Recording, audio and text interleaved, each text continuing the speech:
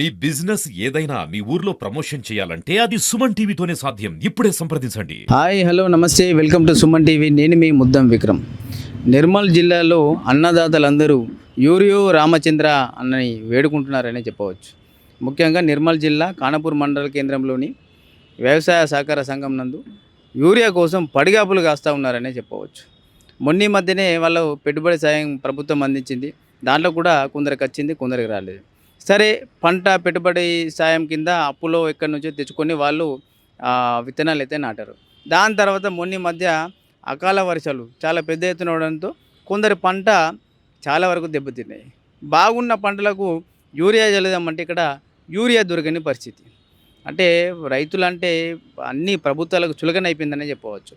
ముఖ్యంగా ప్రభుత్వాలు ప్రశ్నిస్తేనేమో వాళ్ళు కేంద్రం పేరు చెప్తారు, కేంద్రం వాళ్ళేమో వీళ్ళ పేరు చెప్తున్నారు.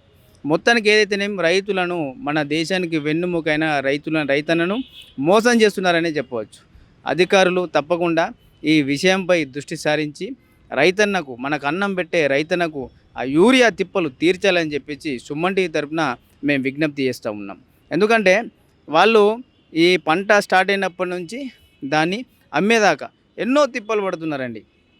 పంట పెట్టుబడి అయితేనేమి, ఈ యూరియాలు అయితేనేమి, దాని తర్వాత పంట చేతికి వచ్చిన తర్వాత మళ్ళీ దాన్ని అమ్మడానికి కూడా ఎన్నో దళారులను దాటుకొని ఆ తీరా అమ్మే సమయానికేమో ఎన్నో ఇబ్బందులు గురవుతున్నారు. ముఖ్యంగా పెట్టుబడి కూడా వెళ్ళలేని పరిస్థితి ఉన్నది. అదంతా పక్కకు పెడితే పండించిన పంటకు కూడా కనీసం మద్దతు ధర కూడా దొరకక రైతులకు దగా చేస్తున్నారనే ఒక రకంగా చెప్పవచ్చు. కేంద్ర ప్రభుత్వం అయితేనేమి, రాష్ట్ర ప్రభుత్వం అయితేనేమి ఈ రైతులకు నిలబడి వాళ్ళ సమస్య ఎక్కడైతే ఉందో దాన్ని పరిష్కరించి వాళ్ళకి ఎటువంటి ఇబ్బంది లేకుండా చూడాలని చెప్పేసి సుమన్ టీవీ తరపున మేము విజ్ఞప్తి చేస్తూ ఉన్నాం.